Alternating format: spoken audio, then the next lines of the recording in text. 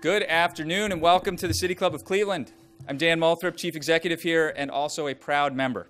It's my pleasure to introduce our speaker today, Harriet Tregoning. She's the Principal Deputy Assistant Secretary for the Office of Community Planning and Development at the U.S. Department of Housing and Urban Development.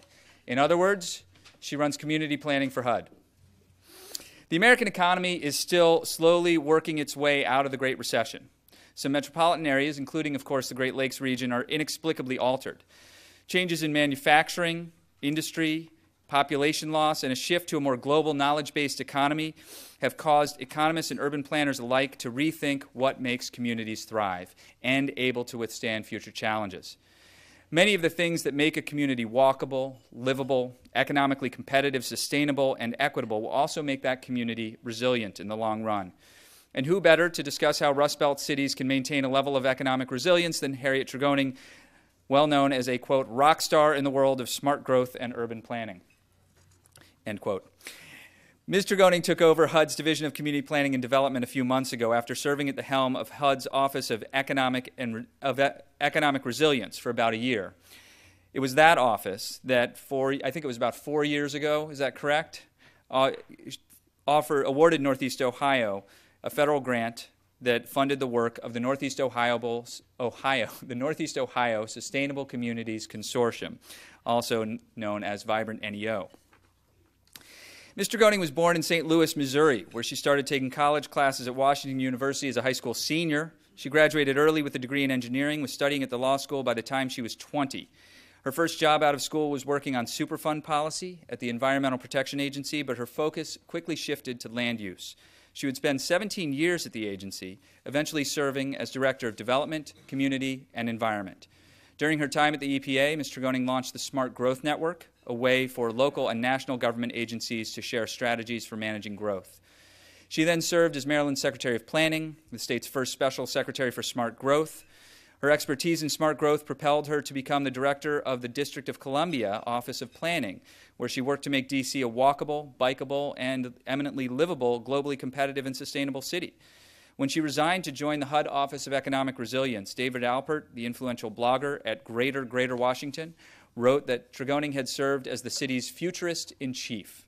Ladies and gentlemen, members and friends of the City Club of Cleveland, please join me in welcoming futurist-in-chief Harriet Tregoning.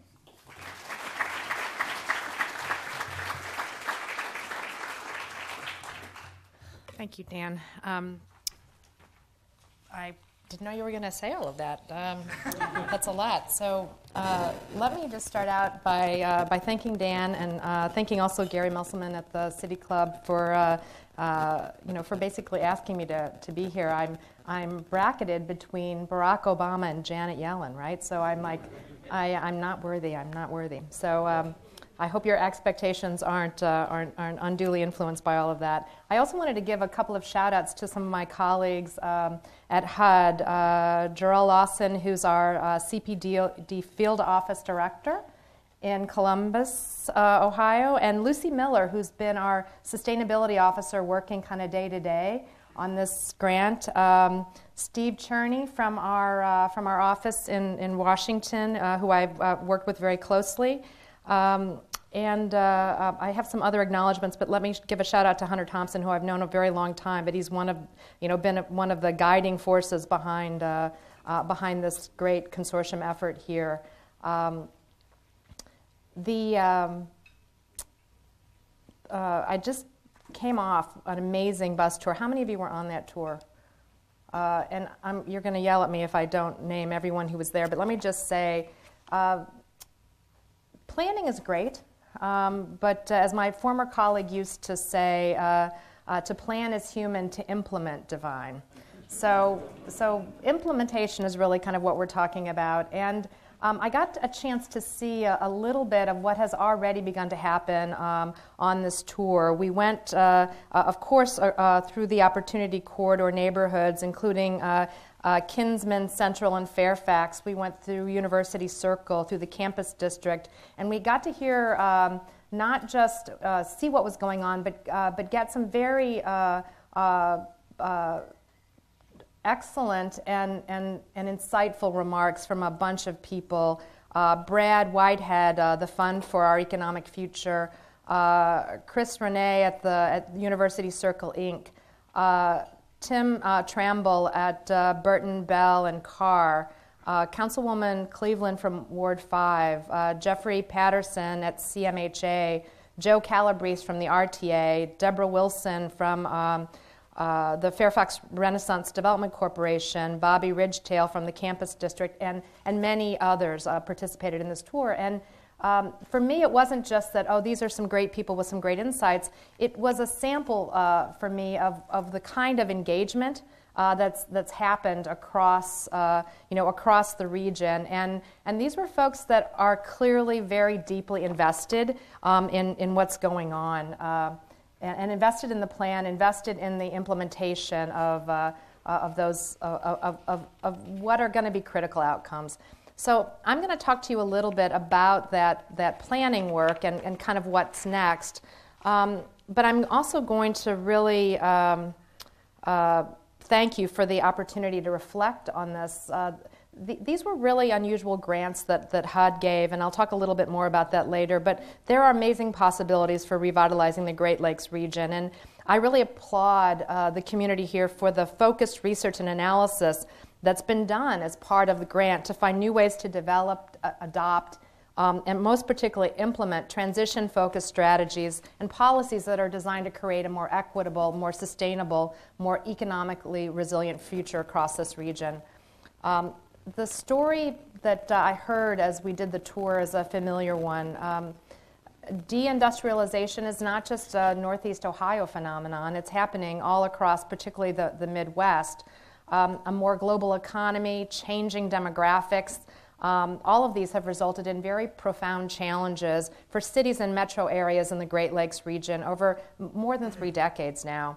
Among those challenges are the loss of well-paying jobs in basic industry and the manufacturing sector, and an attendant population loss and shift that has created a lot of vacant and abandoned property, particularly in the region's core cities. As I talk to you today, I want to mention some core elements that I think are going to be needed to move forward, not just here as in this region, but actually this is a prescription for many cities and regions across the country. We need both short-term and systemic solutions to alleviate persistent unemployment and poverty. And Tim was particularly eloquent talking about this, that he really knew the value in his community in Kinsman of doing what you say you're going to do, right? It's not enough to plan and promise to do something. There were 9 specific elements of a plan that he did in 2006, all of which have been implemented at this point. And that's the genius of what we have to do as people engaged in planning. Planning is nice.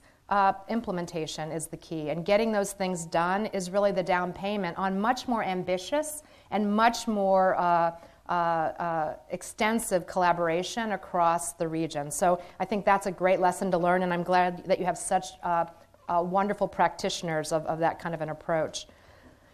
You know, you're dealing with an issue that is the defining issue of our time, and that's economic inequality, holding entire neighborhoods and communities back from participating in the regional economy. HUD and the federal family, so it's not just us, it's the U.S. Department of Transportation, it's the Department of Education, it's USDA. I mean, this is an issue that's a front burner issue talked about daily from the heads of many of our federal agencies. And we're committed to connecting communities to resources that can advance solutions that get to the root of inequality. Regional collaboration is hard, but it's absolutely essential to follow through and implement the Vibrant NEO plan and vision, which points the region toward a more sustainable, resilient, and prosperous future. I'm going to give you a couple of moments that are just for context, right? So I lead an agency and an office that basically works not just across the federal government, but across HUD programs as well, to align investments in housing, in transportation, in economic development and infrastructure, in the environment, to get different outcomes. I talked on the tour a little bit about how we were once a place that was so wealthy a nation that was so wealthy that we could afford to invest in something and invest $1 and get only $1's worth of benefit out of it. We can invest in one sector and then put more money in another sector to fix the problems that the first sector created when we did that investment. Well, that's something that we can't afford to do anymore. Winston Churchill is said to have made this comment, as the war was ending, that gentlemen, we're out of money. Now we have to think.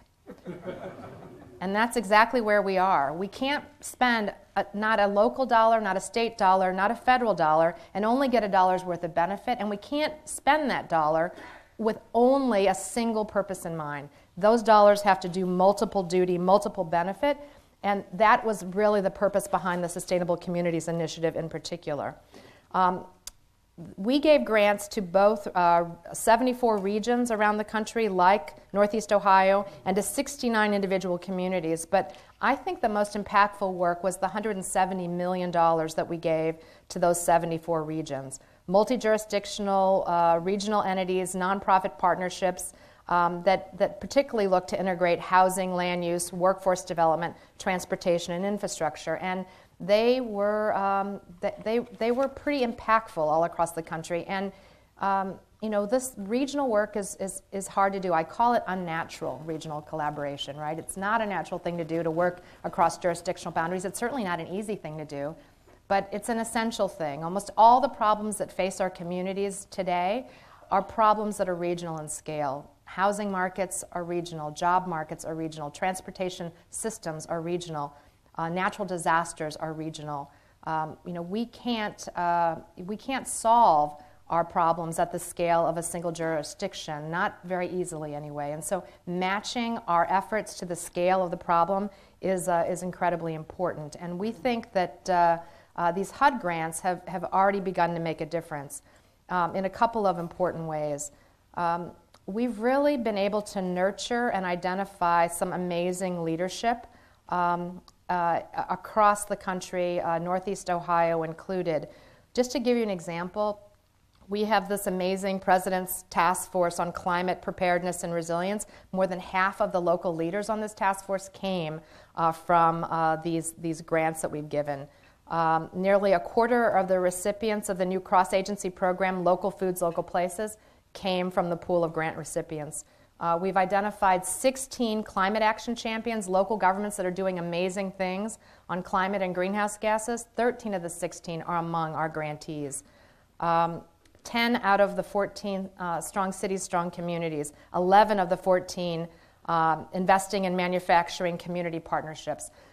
So great leadership, but also identified now as great. In national efforts going on all across the country.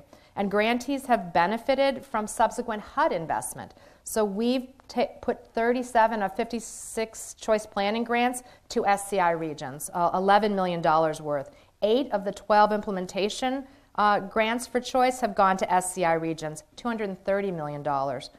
And our grantees have been wildly successful at attracting investment from other federal agencies. Almost 300 Tiger grants have been awarded in the last 5 years. 143 of them have gone to our regional grantees planning areas, $1.45 billion of federal investment. The Department of Education promised neighborhoods, $41 million to 35 communities in SCI regions. EDA's Job Accelerator investment, 32 of its 43 grants went to SCI regions, $50 million worth. Basically, the things that you have done, all right, the hard things, collaborate across jurisdictional lines, come up with collective goals and objectives for your region, come up with metrics that you're trying to achieve, actually begun to implement and demonstrate that you can work together. Those qualities are fatally attractive to people giving out grants. You look like a region that has your act together, and when compared to places that don't have any of those things, it's no wonder that our grantees are doing so well. So I like to call this fortune favoring the prepared mind. You are prepared, and so don't even pause with your grant writing, not just for federal grants, but for state grants and for for philanthropic investment because you have done a lot of the prep work that makes you look extremely prepared. A little bit about your grant. As you know, the Northeast Ohio Area-Wide Coordinating Agency was the lead applicant and fiscal agent, and we awarded our grant to a new nonprofit, the Northeast Ohio Sustainable Communities Consortium, to carry out the Vibrant NEO Planning and Visioning Initiative, and you brought together a really broad group of stakeholders. Thousands of Northeast Ohio residents participated by attending over 50 community planning meetings and charrettes and through social media. You completed the work on a broad plan and vision a year ago, and you've launched a new initiative to broaden and strengthen the coalition and to identify key implementation projects. That is the challenge, to advance and implement the Vibrant NEO vision. And communities across the country are watching, not just Northeast Ohio, but other places that are trying to undertake this challenging work. Your own research has revealed that this implementation is essential, that if the current rate of residential housing abandonment were to continue, approximately 18 homes would be abandoned each day between 2013 and 2040. That while only a handful of the most financially stressed communities are experiencing fiscal difficulties today, by 2040 all 12 counties will be distressed due to population loss, housing abandonment, weak job growth, and the high cost of keeping deteriorating infrastructure in some kind of state of repair. That by 2040 the strongest fiscally, the fiscally strongest county today will be weaker than the weakest county was in 2013. So, sobering, right? That what did Einstein say? That it's insanity to do the same thing over and over again and expecting a different result. So that's kind of where we are, that we have to do different things in order to get different outcomes. Touring the Opportunity Corridor, I saw some of those different things beginning to take place. Those vast swaths of vacant and abandoned property are a challenge and a solution. And the opportunity to transform that very distressed area into walkable, livable, and thriving community is compelling.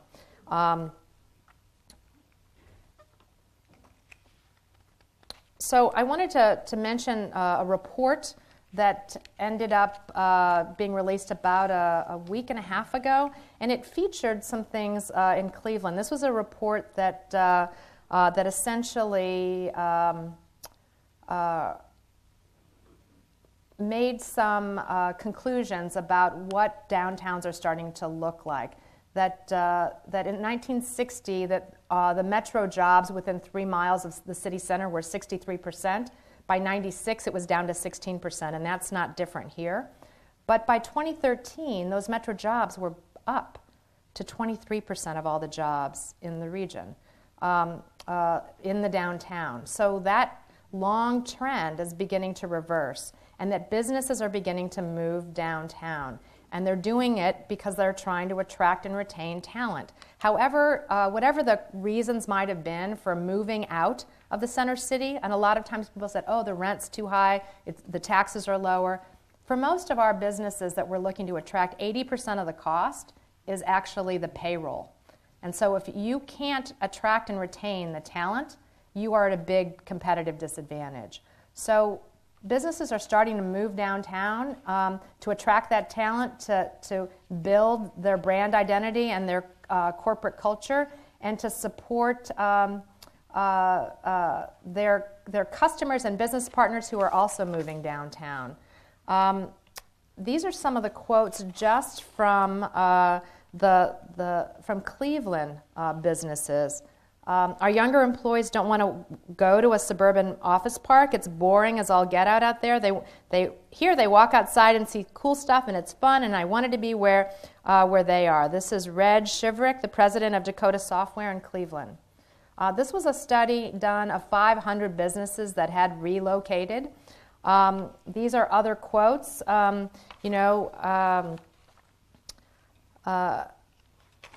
From other companies here that have located in Cleveland. Brian McKenzie, the president and CEO of Inforce Technologies. Philip Alexander, Brand Muscle, the CEO of Brand Muscle. Jennifer Klee of Brown Flynn, Cleveland. I've got a lot more.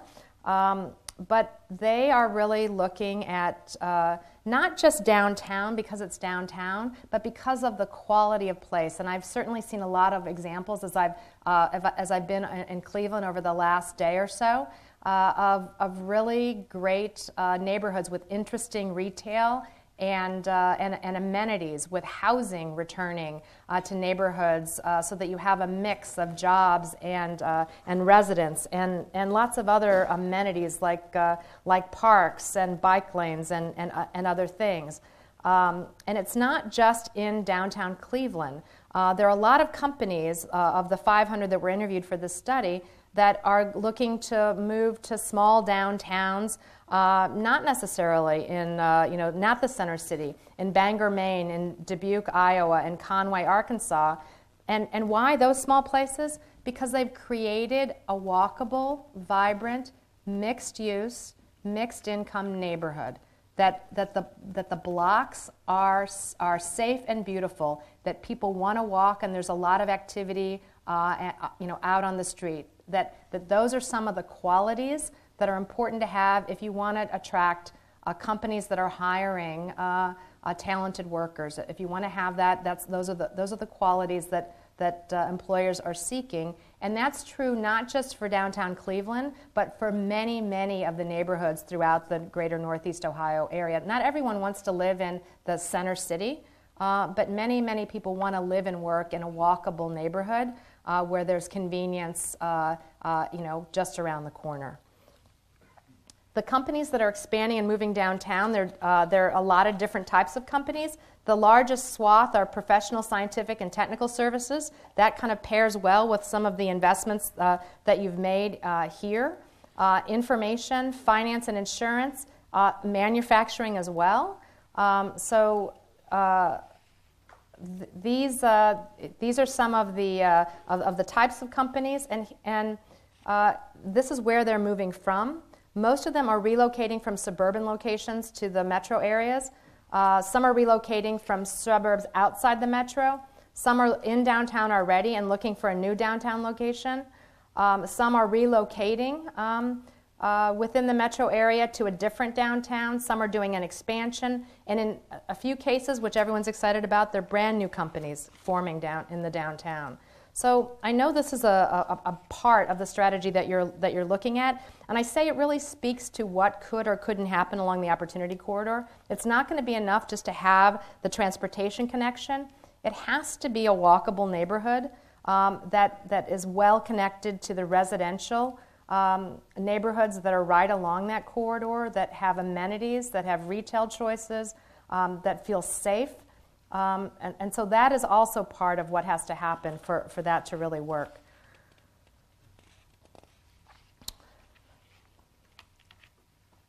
So I talked about a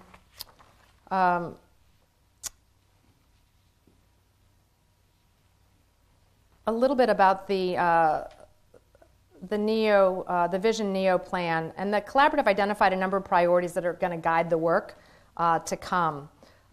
They sort of form a DNA or a roadmap to economic resilience and recovery. And they include important things like promoting investment in established communities by directing future economic and residential growth toward those areas that are already developed, particularly the areas that have seen so much vacancy in the legacy cities. Protecting the soil, air, water, and ecologically sensitive areas, working to improve the region's fiscal health. And that might mean doing more things collaboratively to reduce your administration costs and be able to reinvest those administrative costs in things that will get you more. Develop the region's economy with accessible employment opportunities. It's no longer enough that any job locates anywhere, and that's a good thing for the region. Those jobs have to locate where they can get to the workers who need to get to that employment. Enhancing the existing transit network, particularly the intercity connections. Cultivate and celebrate the local assets and existing places of value, the traditional downtowns, the neighborhood centers, the main streets. Every time I come to Cleveland, I think, oh my goodness, what a beautiful building stock, what gorgeous neighborhoods. These are real assets that many, many places just don't have. And I think of it every time I come here. You have some amazing parks and open spaces as well. You have a lakefront that you're rediscovering, which is no small asset. And preserving and valuing both the farmland as a regional economic asset and the opportunities that you're already embracing for agriculture, for modern 21st century agriculture in your urban areas. As we look ahead, my main message to you is don't stop. All of your efforts throughout the region to restore the economy is contributing to a renaissance in the Great Lakes region. The effort you put forward to get to this point, let's be honest, is pretty phenomenal. But my colleague calls this moment commencement, right? Because, just like out of college or out of high school, the real work is what's commencing now, right? Everything you did up until now, as hard as it seemed, that was just preparatory to the work that's ahead. So breathing life into your various initiatives, that's the important job that's ahead of us. And I'm confident that you will. I've already described the Northeast Ohio grant earlier, but I need to say a couple of things that the region can apply as it builds on that grant and as it builds its own economic strength. Your Northeast Ohio Sustainable Communities Consortium region is the size of Connecticut, okay? It's not small. You've included 3 other MPOs plus a 4-county planning agency, which collectively have jurisdiction for all 12 counties in the region. It's a very large effort, not easy to manage. Yet here we are 3 years later talking about implementation opportunities and new ways of investing resources throughout the region. There are all kinds of tangible evidence that the roadmap you've built is helping to move the needle in the right direction. That's incredibly important. So in thinking about these early victories, this is actually something from a Harvard Business Review article. At the time, it was the most reprinted Harvard Business Review article of all time. It was called Leading Change, Why Corporate Transformations Fail. And I got a chance to work a little bit with the author of that article, and I wanted to adopt it to land use, right? I thought it was a brilliant and, if I must say so myself, and I'm sure unprecedented thing. But when I got to the professor to describe my project, I was like the 800th person to try to adapt this framework to their industry, the first for land use. But apparently it wasn't entirely a novel idea to adapt it. And a lot of the things that you need to do, you have already done, right? You've created a tremendous sense of urgency. Those reports about what happens by 2040 are terrifying, right? Terrifying. You've established a broad guiding coalition. You developed a vision for an alternative. You're communicating that new vision all the time, but you could probably do even more. You've engaged the leading local governments. But this is where you are now, and this is what you need to focus on. Leveraging your catalytic projects, right? So you got a major dollar investment in the Opportunity Corridor, but that's actually not the project. The project is the development and the opportunities for employment for those neighborhoods in that corridor. How it looks, how you identify it and brand it, how it contributes to the renaissance of those surrounding neighborhoods, that is the project. And so finding ways to identify places where you can do one and do it extremely well, that's the catalytic project. A lot of what gets done because a lot of you are what I call clever exceptionalists, right? It's impossible to do something and you find some way, working very hard and working with people of goodwill, you find one way to make this thing happen, whether it's getting a project to be built despite what the zoning says it needs to be, whether it's financing something in a very unusual way. Well, not everyone's a clever exceptionalist. And if you're going to do this work at scale, you need to fix the systems and the structures to make those very difficult early successes utterly easy for the people that come behind. So that is also important work. As Tim said, short-term wins.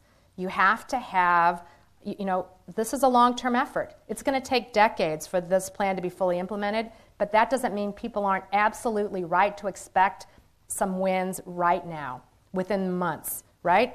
They expect it, they deserve it, you need it for the momentum for the plan. That's incredibly important. And then you can consolidate those gains and build on them. Because once it seems like you have momentum for success, you know, what is the phrase?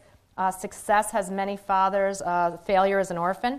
Once you start to generate those successes, you'll get a lot more support from a lot more parts of the region, and others will begin to do similar things. So I think that's exactly where you are in implementation, and it's hard work, but think of how far you've already come. You've already done so many of the things that are absolutely essential to lead change. That's what you're doing. You know, this is an area that is going to be changing anyway, and you know how. If you step back and do nothing, it doesn't look very good. It looks pretty bleak. So this is the time to seize the reins and to lead the change, to get the outcomes that all of you want, that you've been so very good at articulating and so very good at eliciting from such a broad set of stakeholders in the whole region. So let me just say that the next several months are critical for your work moving forward. To get the full potential of the region, you're going to have to address some fundamental issues. Given the rapid expansion of eds and meds, the complex in the University Circle area and the job growth it's going to entail, you know it's going to impact on the Opportunity Corridor. But the challenge will be to ensure that the future development serves the needs of the remaining population in neighborhoods, as I've said before, especially at locations near the transit station. This is kind of a chicken or an egg thing, right? You have the lowest ridership station, you know, in this key corridor. So everyone has an interest in building up the ridership, and that probably means more housing and more activity in the vicinity of that station, and lots of ways to make the path from as many neighborhoods as possible safe and easy to get to the transit station. I mentioned already the design of the Opportunity Corridor, and while it has improved over original proposals, it can continue to improve, and we can talk about that more if you want in the Q&A.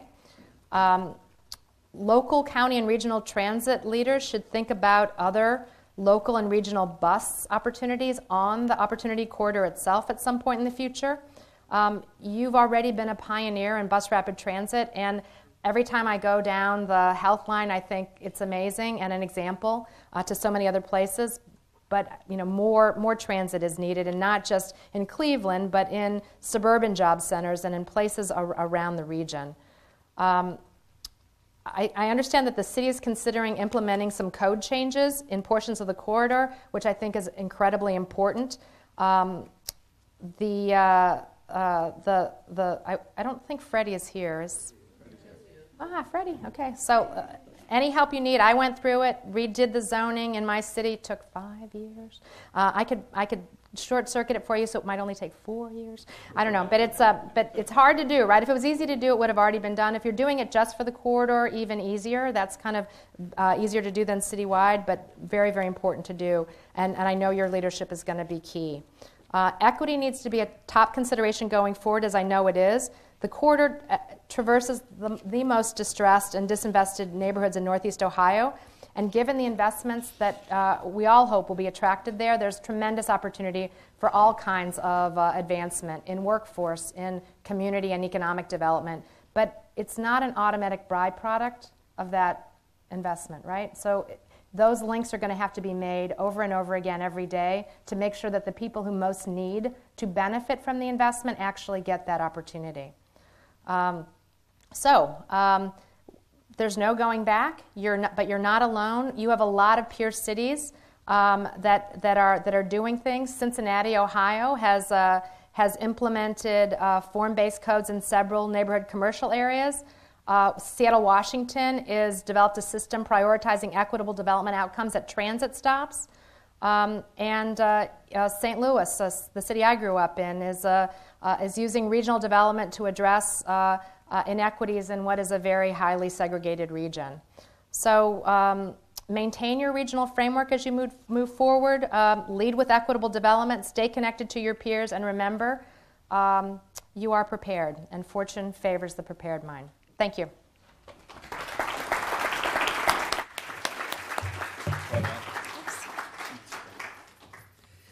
Thank you very much, Harriet. Today we're enjoying a forum featuring Harriet Tregoning, Principal Deputy Assistant Secretary in the Office of Community Planning and Development at the U.S. Department of Housing and Urban Development. We encourage you to organize your questions for our speaker now and remind you that your questions should be brief and to the point. We'll bring microphones around to you. If you have a question, just raise your hand and we'll get them to you. Be sure to tune in to our Friday forums via our primary media partner. That's 90.3 WCPN, WVIZ PBS, 104.9 WCLV Idea Stream, or one of the many radio stations across the region and country that carry City Club programs. Television broadcasts of the City Club are made possible by Cleveland State University and PNC, and our live webcast is supported by the University of Akron. In observance of Independence Day, there will be no forum on Friday, July 3rd. But be sure to join us Tuesday, July 7th for a free event at the Happy Dog. It's our Happy Dog Takes on the World series. We'll be discussing the Iran nuclear deal, or what might have been the Iran nuclear deal, or what is. We'll find out by Tuesday probably. That's 7 p.m. at the Happy Dog on the west side. That's at 58th in Detroit. You should also be sure to join us on Thursday, July 16th for a conversation with Dustin Heisler, Chief Information Officer of eRepublic, on human behavior and disruptive technologies. For more information about any of our upcoming and past forums, please visit us online at cityclub.org. Today's program is presented in partnership with the Maxine Goodman Levin College of Urban Affairs at Cleveland State University, made possible by a special gift from the Unger Foundation. We thank you both for your support. Thank you very much. Our community partner for today's program is Neighborhood Housing Services of Greater Cleveland. Thank you very much for your assistance, Lou. Additionally, we welcome guests at tables hosted by Cleveland Neighborhood Progress, NOACA, and the George Gund Foundation. Thank you all for your support. And now it's time to return to Ms. Tregoning for our traditional City Club Q&A. We welcome questions from everyone, including guests. Holding our microphone today is our City Club Director of Programming, Stephanie Jansky, and I will take the privilege of asking the first question, if that's okay, Harriet. Having worked in my previous job on some of the work with the Sustainable Communities Consortium and Vibrant NEO, I know that part of the goal there has to do with walkability and bikeability, connectivity. And you brought up the Opportunity Corridor. The last part to be built, I think, is going to be the intersection at 55th and at East 55th. Is that right? I'm looking at Grace Gallucci. There's sort of a, I don't know. I think that's phase 10 or whatever. Let's call that the last phase. And that's the first opportunity for people driving into the city off of 490 to get connected to the communities surrounding that intersection. However, the current plans call for the highway to continue underneath East 55th and connect via Cloverleaf exit ramps. I was wondering why. And if you have any thoughts about how that might change so that the Opportunity Corridor could take that opportunity to connect with surrounding neighborhoods more quickly.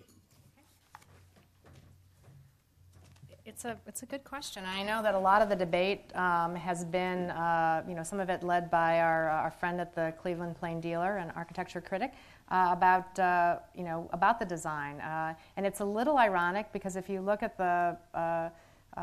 I took a little drive along that highway that's about to become more of an urban boulevard along the lake, like out toward Lakewood.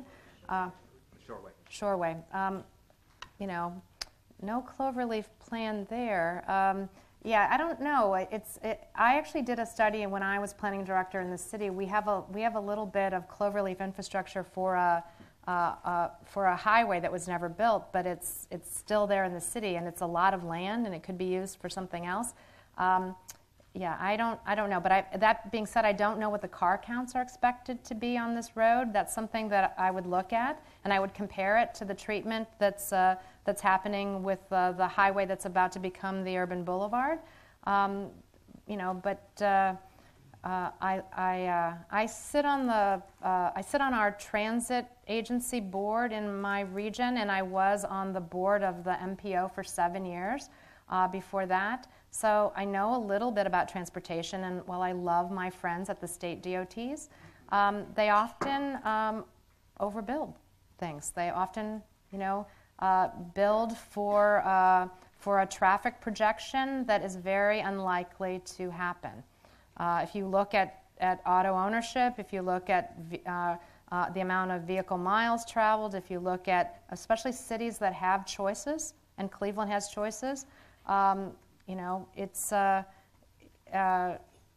it's clear that we're going to be driving less, and it's also clear that millennials have really taught us a lesson about the value proposition of auto ownership in places where you absolutely don't need to have one. And that's that, according to national statistics, automobiles are driven. The national average, does anyone know what percent of the time? Anyone want to guess? 10. Half that. 5% of the time parked, 95% of the time. Your average millennial, right, who's not making a lot of money, is saying, what? Like, I'll pay for my transportation when I need it and not when I'm not using it. So hence the proliferation of shared vehicles, shared uses, Uber, other kinds of things that allow a different value proposition. Do you think that when we have driverless cars, whenever we have those, that they're going to be owned by people? No. I mean, the reason people will own cars now is for convenience. So what's more convenient than calling the car when you need it and sending it away when you don't need it, right? Never having to circle for a parking spot, never having to try to parallel park on a strange city street. Oh, that is convenient. So, whatever the projections were that our lovely state DOTs have been using about automobile use are probably, in many cases, overly optimistic and not taking into account, especially for cities that have choices, what's really happening on the ground, which is a lot more use of shared vehicles and a lot less use of vehicles in general, especially if you can build a neighborhood that's convenient with a lot of your choices in walking distance. And those are the neighborhoods that are, in fact, most popular, people most want to live in, most in demand. So I think there are opportunities on the Opportunity Corridor to continue to make improvements, and I hope they get made because cities all across the country are taking down their highway infrastructure that happens to go into cities and making it as city street-like, as boulevard-like, as pedestrian-friendly as it's possible to be. So I don't know why Cleveland should be any different. I was just wondering, it seems like we have a lot of great immigrant talent in this area. Do you see that figuring prominently in revitalizing us in the areas that you were talking about? So that's a really good question. So I ran the census for the state of Maryland in 2000 and for the District of Columbia in 2010. Just a coincidence, not my real day job normally.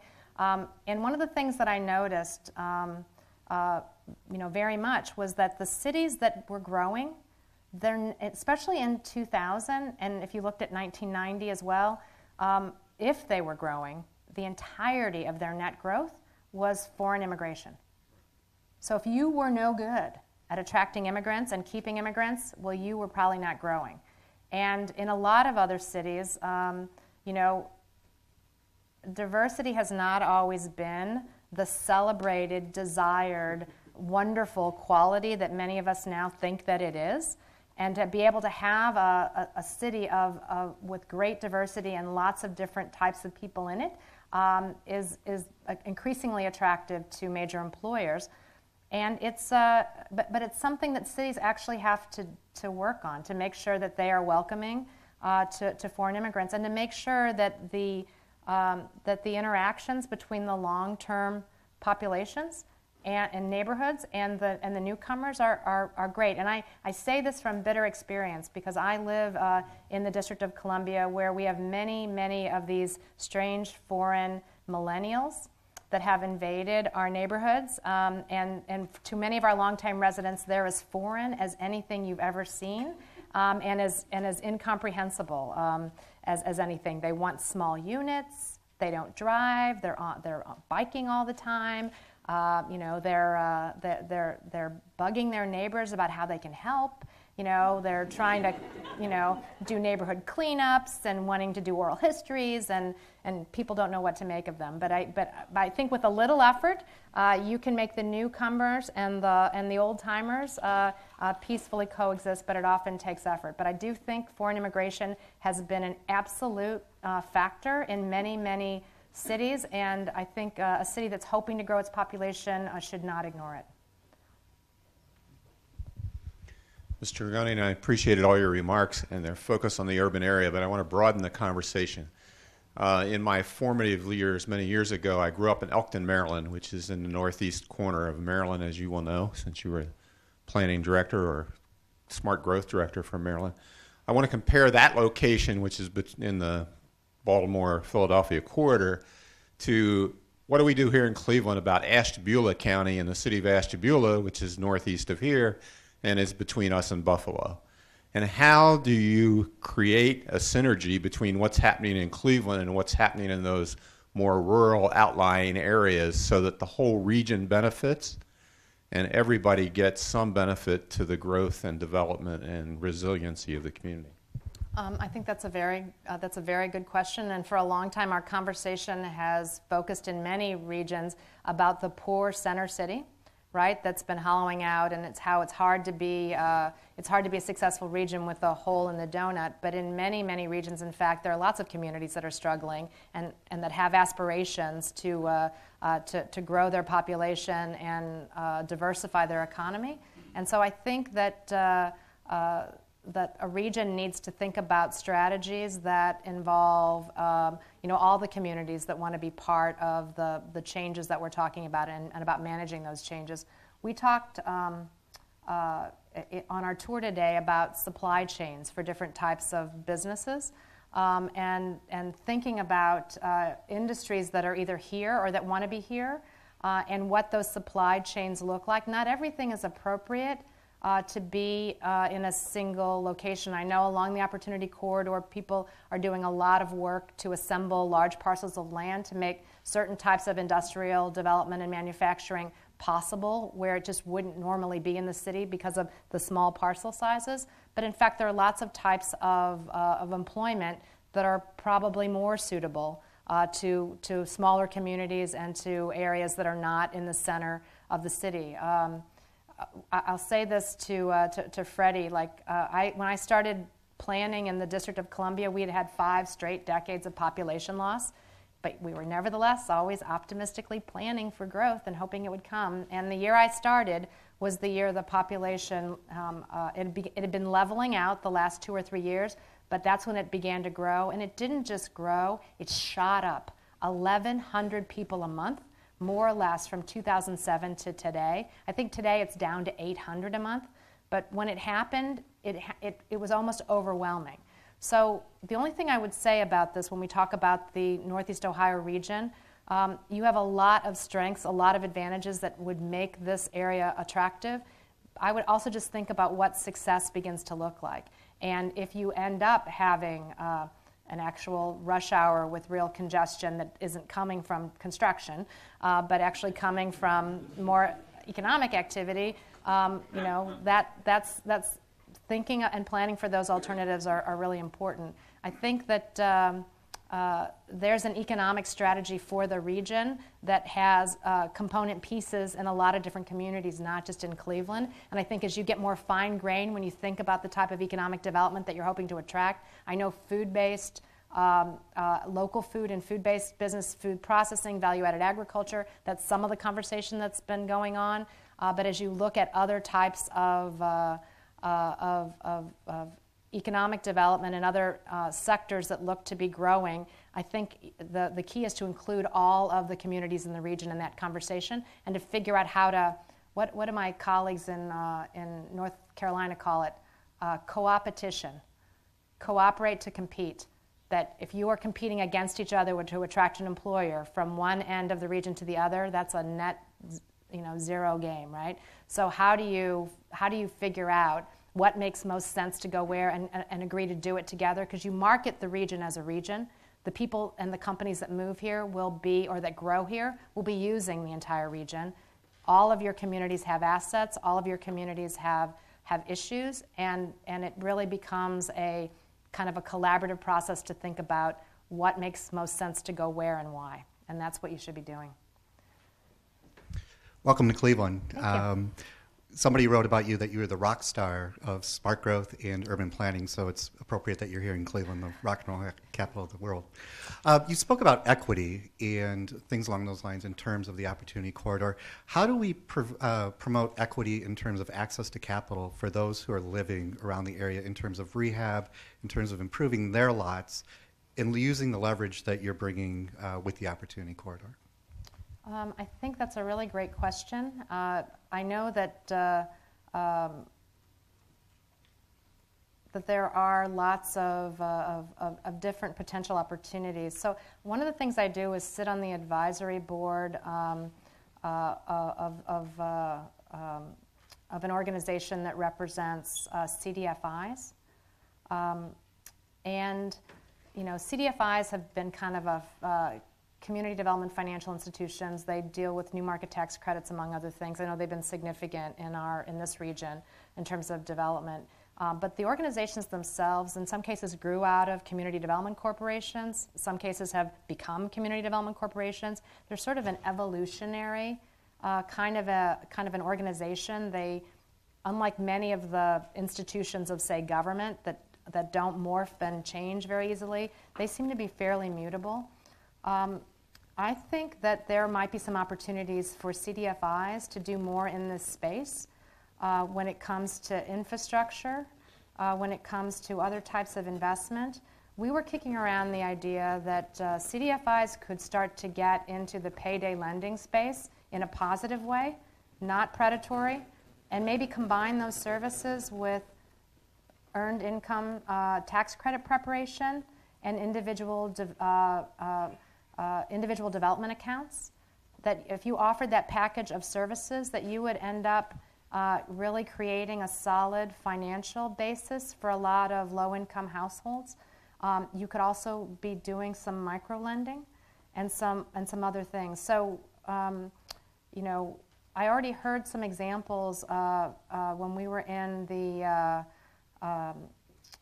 when we were on the tour in the university, maybe it was the campus district, about the Live Near Your Work program, and this was a I think that, I don't know if we started it in Maryland, but it was we launched such a program statewide as part of our smart growth effort, and it was taken mostly up successfully by the institutions, including Johns Hopkins, which was the biggest subscriber. But there were some twists on what you were doing here that I had never heard of before, including offering rental assistance instead of just a down payment assistance, and also offering rehab assistance, right, for people that were already there. Now, I think those are both really great ideas that get to the equity issue. It's not just for people who are owning homes, but or newly moving into the corridor. So I think that there are lots of ways that existing dollars that we have might be able to be used differently. One of my challenges at HUD, where we run the Community Development Block Grant Program, is to figure out ways in which we can take a great plan like the one that's been developed here and not simply just look at it, but actually change how the CDBG dollars are used in the region where that plan is effective. I certainly know in the jurisdictions I've worked in, sometimes that money went to the same organizations year on year on year, and even though for some of it, like home dollars have been cut in half in the last 5 years, CDBG dollars are way down. If you're doing exactly what you were doing with half the money, you probably should relook at what you're doing and figure out if there's a more impactful investment. So that's what I'd hope you'd be doing here, is looking at ways to use the money that you're already getting in new, different, more leveraged ways. And we'd be happy to help you with that. Mr. Tregoning, first I'd like to say just thank you so much for your leadership, past, present, and future, for all you've done. The work that's gone on here has been great. I would just ask, as we're now approaching the next year and a half, the end of the Obama administration, all they've done to promote sustainable communities, what do you see as the future of federal policy, especially as it relates to connecting housing and transport of all types? And what do you think you can do in that period of time that you have left, and what are you hopeful for in the next administration? Well, I plan to change everything in the time I have left. I mean, I have more than 18 months. I mean, I probably could do that in 11. No, there's a lot to do. But I have to say that this way of doing business that you've taught us so much about at the federal government is not a passing fancy, because of a couple of realities. We are, we don't have the money that we used to have to give out, right? So we used to be the only funder of certain projects. 80% of lots and lots of road projects. We haven't had Our trust fund, is like on life support, is bankrupt, and we have to replenish it from the general fund. I don't see that necessarily changing. I think the role of the federal government is clearly evolving. We have to recognize that we're a catalyst, not the full funder, right? I think it hasn't yet trickled down in the way that it kind of needs to. For instance, $1 one federal dollar in a $100 million project should not federalize that project, right? So that you have to follow all the federal rules, you have to take all the extra time that it takes. So we haven't come to that realization yet, but that I think has got to be coming, right? That we're the catalyst. We are not the full funder. We shouldn't be able to dictate, what happens at the state and local level if we're not the majority or even a significant funding partner. We have to do what the federal government has increasingly gotten kind of good at: convene, catalyze, instigate, right? Find other partners for what you're doing. Hold up the great examples. I mean, one of the greatest things for us in this whole process is identifying cohorts of communities that are doing similar things and, ta-da, getting them together. Then we step back. They learn from each other. Like, our grants are basically the funding of them is completed. Those cohorts are still going. People are still talking to each other. Organizations have sprung up to formalize those relationships. And that kind of cohort learning could be happening in every area where we give grants. So I think this is the way of the future. We started out with 3 partners, right, in this Sustainable Communities Initiative: HUD, EPA, and DOT. We now have several more partners that we work with on a daily basis. When we launched our National Disaster Resilience Competition, 26 federal agencies were our partners. 13 of them actually reviewed grant applications. 13 different federal agencies with HUD, unheard of. But that's how it's going to be, because we need each other. We know funds are going to be mingled, at the end to get to some of these solutions. These are things that are solving multiple problems. We want everyone whose problem is being solved by the use of this money to be at the table so that they can align their rules and their procedures to make it easier to happen. So I think over the next 18 months, we want to try to institutionalize some of those things more formally, find the great examples, and make those more widely known, and hasten the inevitability of this progress. Congratulations. That was wonderful. Thanks. Thank you very much, Harriet. Today at the City Club of Cleveland, we've been enjoying a forum featuring Harriet Tregoning, Principal Deputy Assistant Secretary in the Office of Community Planning and Development at the U.S. Department of Housing and Urban Development. Thank you very much, Ms. Tregoning. Thank you, ladies and gentlemen. Our forum is now adjourned.